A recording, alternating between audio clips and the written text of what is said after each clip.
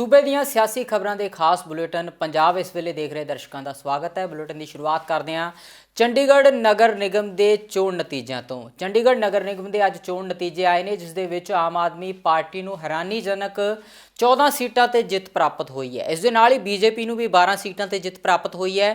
ਕਾਂਗਰਸ ਨੂੰ ਇਸ ਵਾਰ 8 ਸੀਟਾਂ ਤੇ ਜਿੱਤ ਪ੍ਰਾਪਤ ਹੋਈ ਹੈ, ਜਦਕਿ ਸ਼੍ਰੋਮਣੀ ਅਕਾਲੀ ਦਲ ਨੂੰ ਵੀ 1 ਸੀਟ ਤੇ ਜਿੱਤ ਪ੍ਰਾਪਤ ਹੋਈ ਹੈ।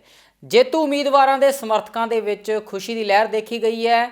ਜੇਤੂ ਉਮੀਦਵਾਰਾਂ ਦੇ ਸਮਰਥਕਾਂ ਨੇ ਢੋਲ ਦੀ ਥਾਪ ਤੇ ਭੰਗੜੇ ਪਾ ਕੇ ਜਸ਼ਨ ਮਨਾਏ ਨੇ ਤੇ ਇੱਕ ਦੂਜੇ ਨੂੰ ਲੱਡੂ ਵੰਡ ਕੇ ਮੂੰਹ ਵੀ ਮਿੱਠਾ ਕਰਵਾਇਆ ਹੈ। ਤੇ ਉਧਰ ਕਾਂਗਰਸ ਦੇ ਸਮਰਥਕਾਂ ਦੇ ਵਿੱਚ ਵੀ ਜੇਤੂ ਉਮੀਦਵਾਰਾਂ ਦੀ ਜਿੱਤ ਦੀ ਖੁਸ਼ੀ ਦੀ ਲਹਿਰ ਹੈ। ਇਸ ਤੋਂ ਬਾਅਦ ਕਾਂਗਰਸ ਦੇ ਸਮਰਥਕਾਂ ਵੱਲੋਂ रैली कढ़ के खुशी का इजहार किया गया तो इस दे नाल ही लड्डू वंड के खुशी भी मनाई गई है। इस दे नाल ही समर्थकों वालों ढोल की थाप ते भंगड़े भी पाए गए ने। बहुत अच्छा लग रहा है। मैं वार्डवासियों की बहुत आभारी हूँ। ये जीत मेरे वार्डवासियों की जीत है, और क्योंकि पूरी हरियाणा सरकार हराने में लगी हुई थी, तो ये खट्टर की हार है, हरियाणा सरकार की हार है और मेरे वार्डवासियों की जीत है, उनके प्यार की जीत है, उनके आशीर्वाद की जीत है। मैं उनकी बहुत बहुत आभारी हूँ और उनका बहुत बहुत धन्यवाद करना चाहती हूँ। मैं वार्डवासियों का धन्यवाद करना चाहती हूँ। मेरा परिवार है, उन्होंने इतना प्यार मुझे दिया। मैं उन सबको जीत की बधाई देती हूँ। ਨਗਰ ਨਿਗਮ ਦੀਆਂ ਚੋਣਾਂ ਦੇ ਵਿੱਚ 14 ਸੀਟਾਂ ਜਿੱਤਣ ਤੋਂ ਬਾਅਦ ਆਮ ਆਦਮੀ ਪਾਰਟੀ ਦੇ ਸਮਰਥਕਾਂ ਤੇ ਆਗੂਆਂ ਦੇ ਵਿੱਚ ਖੁਸ਼ੀ ਦੀ ਲਹਿਰ ਹੈ। ਚੰਡੀਗੜ੍ਹ ਵਿਖੇ ਆਮ ਆਦਮੀ ਪਾਰਟੀ ਦੇ ਵੱਡੇ ਆਗੂ ਚੋਣ ਨਤੀਜਿਆਂ ਦੇ ਵੇਲੇ ਮੌਜੂਦ ਸਨ, ਜਿਨ੍ਹਾਂ ਦੇ ਵਿੱਚ ਭਗਵੰਤ ਮਾਨ, ਮਨੀਸ਼ ਸਿਸੋਦੀਆ ਅਤੇ ਰਾਘਵ ਚੱਡਾ ਵੀ ਚੰਡੀਗੜ੍ਹ ਵਿਖੇ ਮੌਜੂਦ ਸਨ। ਇਸ ਮੌਕੇ ਮੀਡੀਆ ਨੂੰ ਸੰਬੋਧਨ ਕਰਦਿਆਂ ਰਾਘਵ ਚੱਡਾ ਨੇ ਕਿਹਾ ਕਿ ਅਰਵਿੰਦ ਕੇਜਰੀਵਾਲ ਦੀਆਂ ਨੀਤੀਆਂ ਦੀ ਜਿੱਤ ਹੋਈ ਹੈ। ਉਹਨਾਂ ਨੇ ਲੋਕਾਂ ਤੋਂ ਅਰਵਿੰਦ ਕੇਜਰੀਵਾਲ ਲਈ ਇੱਕ ਮੌਕਾ ਮਿਲਿਆ ਸੀ ਅਤੇ ਲੋਕਾਂ ਨੇ ਉਹਨਾਂ ਨੂੰ ਇਹ ਮੌਕਾ ਦੇ ਦਿੱਤਾ ਹੈ। ਇਸ ਮੌਕੇ ਭਗਵੰਤ ਮਾਨ ਨੇ ਮੀਡੀਆ ਨੂੰ ਸੰਬੋਧਨ ਕਰਦੇ ਹੋਏ ਕਿਹਾ ਹੈ ਕਿ ਹੁਣ ਪੰਜਾਬ ਦੇ ਵਿੱਚ ਵੀ ਇਸੇ ਤਰ੍ਹਾਂ ਦੇ ਨਤੀਜੇ ਸਾਹਮਣੇ ਆਉਣਗੇ ਤੇ ਸੂਬੇ ਦੇ ਵਿੱਚ ਆਮ ਆਦਮੀ ਪਾਰਟੀ ਦੀ ਸਰਕਾਰ ਬਣਨ ਜਾ ਰਹੀ ਹੈ। ਮਨੀਸ਼ ਸਿਸੋਦੀਆ ਵੀ ਇਸ ਮੌਕੇ ਪ੍ਰੈਸ ਕॉन्फ्रेंस ਦੇ ਵਿੱਚ ਮੌਜੂਦ ਰਹੇ। सीधी बात यह है कि ये जीत जो है ये केजरीवाल मॉडल ऑफ गवर्नेंस की जीत है। आज लोगों ने अरविंद केजरीवाल जी के नाम पर मोहर लगाते हुए चंडीगढ़ के लोगों ने रिवायती पार्टियों बीजेपी और कांग्रेस से परेशान होकर एक साफ सुथरी ईमानदार पार्टी को वोट दिया है। जो काम केजरीवाल सरकार ने दिल्ली में करके दिखाया है, वही काम चंडीगढ़ के लोग आजमाना चाहते हैं वो अपने शहर में भी देखना। तो ये केजरीवाल मॉडल ऑफ गवर्नेंस की जीत हुई है और मैं साफ तौर पे ये कह सकता हूँ कि ये तो सिर्फ झांकी है, पंजाब अभी बाकी है। जो मूड चंडीगढ़ के लोगों का है वही मूड पंजाब का है। नफरत की राजनीति ਨੂੰ ਲੋਕ ਪਸੰਦ ਨਹੀਂ ਕਰਦੇ, ਲੋਕ ਡਿਵੈਲਪਮੈਂਟ ਦੀ ਰਾਜਨੀਤੀ ਨੂੰ ਪਸੰਦ ਕਰਦੇ ਨੇ। ਚੰਡੀਗੜ੍ਹੀਆਂ ਨੇ, ਸੂਝਵਾਨ ਲੋਕਾਂ ਨੇ ਇਹ ਦਿਖਾਤਾ। ਮੈਂ ਚੰਡੀਗੜ੍ਹ ਦੇ ਕੱਲੇ ਵੋਟਰ ਦਾ ਜਿਹੜਾ ਜਦੋਂ ਘਰੋਂ ਚੱਲਿਆ ਬੂਥ ਤੇ ਪਹੁੰਚਿਆ ਵੋਟ ਪਾਉਣ, ਉਹ ਕੱਲਾ ਕਦਮ ਸਾਡੇ ਸਿਰ ਮੱਥੇ। ਔਰ ਜਿੰਨਾ ਵੀ ਚੰਡੀਗੜ੍ਹ ਨੂੰ ਸਿਟੀ ਬਿਊਟੀਫੁਲ ਬਣਾਉਣ ਲਈ ਦੁਬਾਰਾ ਸਿਟੀ ਬਿਊਟੀਫੁਲ ਦਾ ਦਰਜਾ ਜਿਹੜਾ ਉਹ ਵਾਪਸ ਚੰਡੀਗੜ੍ਹ ਦੇ ਸਿਰ ਤੇ ਇਹ ਤਾਜ ਟਿਕਾਉਣ ਲਈ ਜਿੰਨੀ ਵੀ ਐਫਰਟ ਹੋ ਸਕੇ ਅਸੀਂ ਕਰਾਂਗੇ। ਇਮਾਨਦਾਰ ਲੋਕਾਂ ਨੂੰ ਜਿਤਾਇਆ, ਲੋਕਾਂ ਨੇ ਸਾਡੇ ਤੇ ਯਕੀਨ ਕੀਤਾ ਤੇ ਨਾਲ ਹੀ ਚੰਡੀਗੜ੍ਹ ਦੇ ਪੰਜਾਬ ਹੈ ਤੇ ਪੰਜਾਬ ਦੇ ਲੋਕ ਤਾਂ ਪਹਿਲੀ ਮਨ ਬਣਾਈ ਬੈਠੇ ਨੇ ਤੇ ਚੰਡੀਗੜ੍ਹ ਦੀ ਇਸ ਜਿੱਤ ਨਾਲ ਪੰਜਾਬ ਦੇ ਲੋਕਾਂ ਨੂੰ ਵੀ ਹੌਸਲਾ ਹੋਊ ਕਿ ਹਾਂ ਆਮ ਆਦਮੀ ਪਾਰਟੀ ਦਾ ਜਿਹੜਾ ਦਰਖਤ ਹੈ ਉਹਦੇ ਤੇ ਹਰੇ ਰੰਗ ਦੇ ਪੱਤਿਆਂ ਦੀ ਜਿਹੜੀ ਗਿਣਤੀ ਹੈ ਉਹ ਵੱਧ ਰਹੀ ਹੈ। ਸੋ ਮੈਂ ਇਸ ਫਤਵੇ ਲਈ ਮੈਂ ਚੰਡੀਗੜ੍ਹ ਦੇ ਸਾਰੇ ਵੋਟਰਾਂ ਦਾ, ਸਾਡੇ ਵਰਕਰਾਂ ਦਾ, ਵਲੰਟੀਅਰਾਂ ਦਾ, ਜਿਨ੍ਹਾਂ ਨੇ ਦਰੀਆਂ ਵਿਛਾਈਆਂ, ਪੋਸਟਰ ਲਾਏ, ਸੋਸ਼ਲ ਮੀਡੀਆ ਟੀਮਾਂ ਦਾ ਔਰ ਜਿਨ੍ਹਾਂ ਨੇ ਪਰਦੇ ਦੇ ਪਿੱਛੇ ਰਹਿ ਕੇ ਵੀ ਕੰਮ ਕੀਤਾ, ਸਾਰਿਆਂ ਦਾ ਜਿਹੜਾ, ਕਿਉਂਕਿ ਇਹ ਟੀਮ ਵਰਕ ਹੈ। ਟੀਮ ਆਮ ਤੌਰ ਤੇ ਟੀਮ 15 ਪਲੇਅਰਾਂ ਦੀ ਹੁੰਦੀ ਹੈ, ਖੇਡ ਦੇ 11 ਹੁੰਦੇ ਨੇ।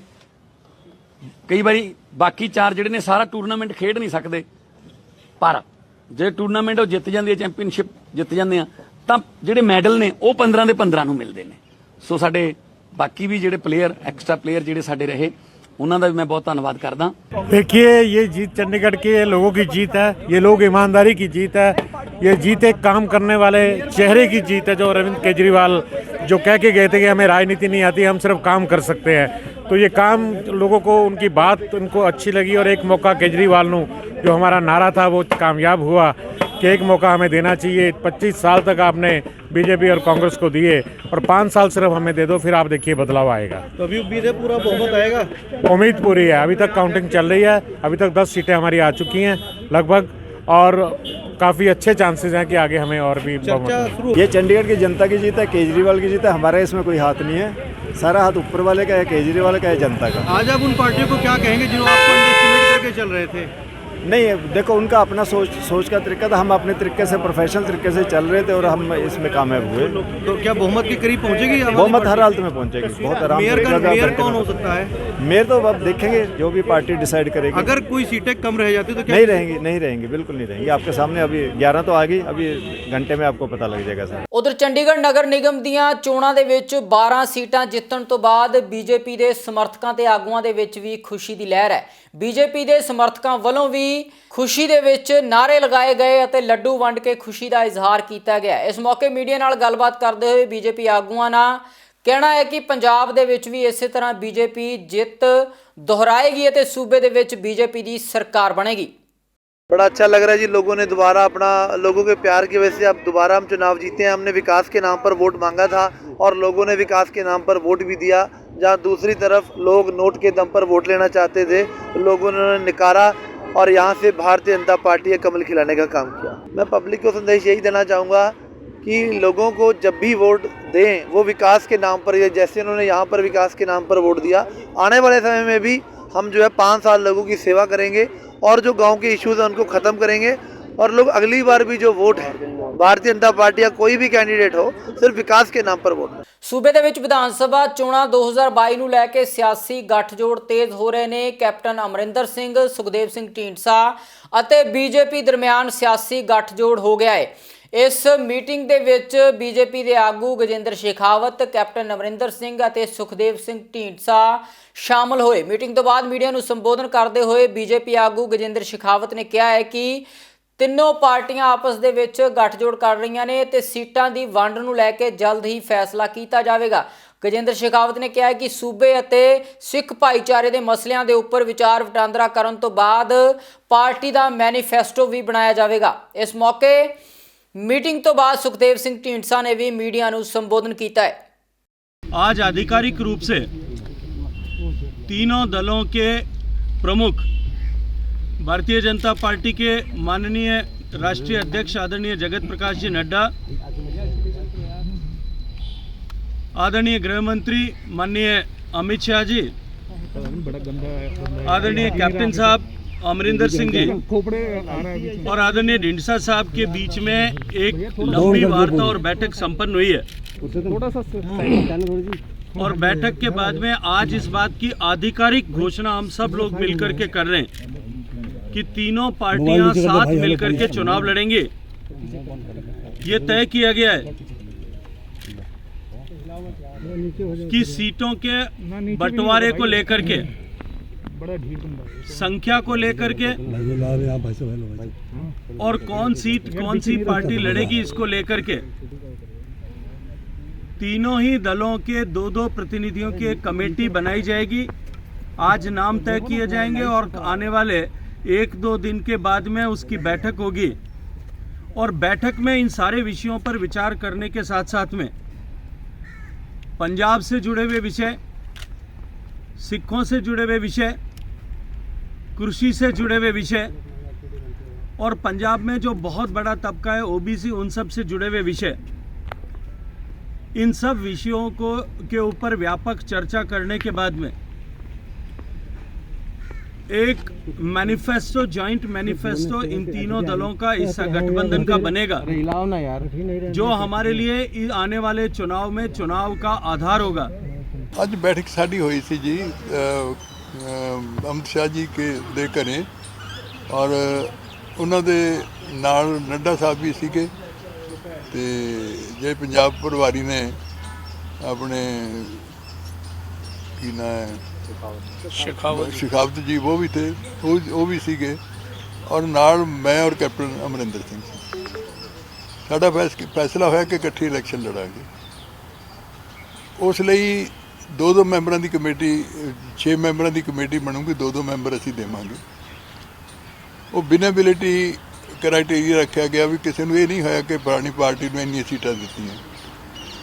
वो कमेटी बैठ के फैसला करेगी कौन किहड़ी सीट जित सकता है, ਕਿਹੜਾ ਕੈਂਡੀਡੇਟ ਹੈ ਜਿਹੜਾ ਜਿੱਤ ਸਕਦਾ, ਉਹ ਕਿਸੇ ਵੀ ਪਾਰਟੀ ਦਾ ਹੋਵੇ। ਉਸ ਤੋਂ ਬਾਅਦ ਅਗਰ ਕਿਤੇ ਨਹੀਂ ਪਹੁੰਚ ਸਕਦੇ ਹੋ ਫਿਰ ਅਸੀਂ ਤਿੰਨੋਂ ਬੈਠ ਸਕਦੇ ਹਾਂ, ਫਿਰ ਅਸੀਂ ਫੈਸਲਾ ਕਰ ਲਾਂਗੇ ਕਿ ਅਗਰ ਕੋਈ ਸੀਟਾਂ ਰਹਿ ਗਈਆਂ ਤਾਂ। ਇਸ ਕਰਕੇ ਸਾਡਾ ਵੀ ਫੈਸਲਾ ਹੋਇਆ। ਬਾਕੀ ਹੋਰ ਅਜੇ ਕੋਈ ਨਵੇਂ ਫੈਸਲੇ ਨਹੀਂ ਹੋਏ ਕਮੇਟੀ ਦੇ। ਕੱਲ੍ਹ ਤੱਕ ਸਾਨੂੰ ਉਮੀਦ ਹੈ ਕੱਲ੍ਹ ਜਾਂ ਪਰਸੋਂ ਤੱਕ ਕਮੇਟੀ ਉਹ ਬਣ ਜਾਏਗੀ। ਮਾਨਸਾ ਵਿਖੇ ਇੱਕ ਸਮਾਗਮ ਦੇ ਵਿੱਚ ਸ਼ਮੂਲੀਅਤ ਕਰਨ ਤੋਂ ਬਾਅਦ ਕਾਂਗਰਸੀ ਆਗੂ ਸਿੱਧੂ ਮੂਸੇਵਾਲਾ ਮੀਡੀਆ ਦੇ ਮੁਖਾਤਬ ਹੋਏ। ਇਸ ਮੌਕੇ ਸਿੱਧੂ ਮੂਸੇਵਾਲਾ ਨੇ ਮੀਡੀਆ ਨੂੰ ਸੰਬੋਧਨ ਕਰਦੇ ਹੋਏ ਕਿਹਾ ਹੈ ਕਿ ਮਾਨਸਾ ਹਲਕੇ ਦੀਆਂ ਮੁਸ਼ਕਿਲਾਂ ਨੂੰ ਹੱਲ ਕਰਨ ਦੇ ਲਈ ਉਹ ਸਿਆਸਤ ਦੇ ਵਿੱਚ ਆਏ ਨੇ। ਉਹਨਾਂ ਨੇ ਇਸ ਮੌਕੇ ਕਿਹਾ ਹੈ ਕਿ ਉਹ ਲੋਕਾਂ ਨੂੰ ਸਾਥ ਦੇਣ ਦੀ ਅਪੀਲ ਕਰਦੇ ਨੇ ਤੇ ਮੁਸ਼ਕਿਲਾਂ ਦਾ ਮਿਲ ਕੇ ਹੱਲ ਕਰਨ ਦੀ ਅਪੀਲ ਉਹਨਾਂ ਨੇ ਕੀਤੀ ਹੈ। ਇਸ ਮੌਕੇ ਸਿੱਧੂ ਮੂਸੇਵਾਲਾ ਨੇ ਕਿਹਾ ਹੈ ਕਿ ਉਹ ਪਹਿਲ ਦੇ ਆਧਾਰ ਤੇ ਮਾਨਸਾ ਦੀਆਂ ਮੁਸ਼ਕਿਲਾਂ ਦਾ ਹੱਲ ਕੱਢਣਗੇ।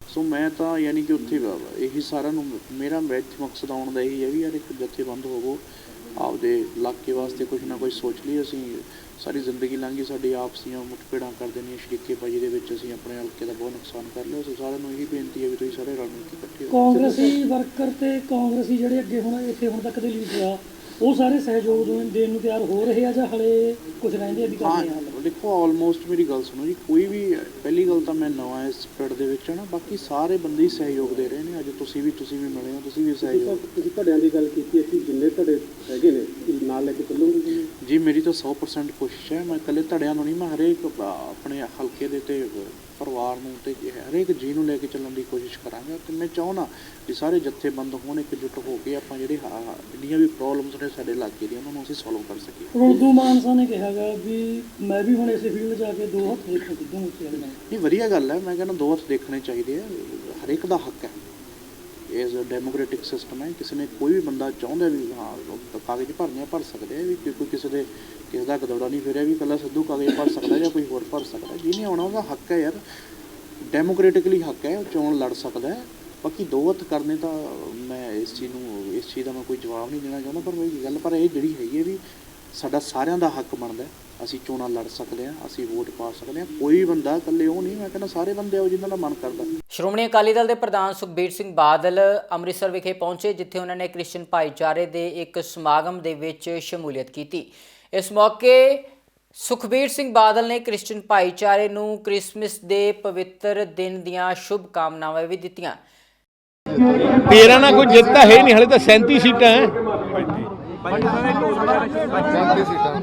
37 ਸੀਟਾਂ ਚੋਂ 13 ਆਈਆਂ ਤੇ ਜਿੱਤ ਕੇ ਸ਼ਹੀਦੀ ਹੈ। ਚੰਡੀਗੜ੍ਹ ਵਿਖੇ ਸ਼੍ਰੋਮਣੀ ਅਕਾਲੀ ਦਲ ਵੱਲੋਂ ਇੱਕ ਪ੍ਰੈਸ ਕਾਨਫਰੰਸ ਕੀਤੀ ਗਈ। ਯੂਥ ਅਕਾਲੀ ਦਲ ਦੇ ਆਗੂ ਪਰਮਬੰਸ ਸਿੰਘ ਬੰਟੀ ਰੁਮਾਣਾ ਨੇ ਇਸ ਪ੍ਰੈਸ ਕਾਨਫਰੰਸ ਨੂੰ ਸੰਬੋਧਨ ਕਰਦੇ ਹੋਏ ਸੂਬੇ ਦੀ ਸਰਕਾਰ ਤੇ ਤਿੱਖੇ ਸਿਆਸੀ ਹਮਲੇ ਕੀਤੇ।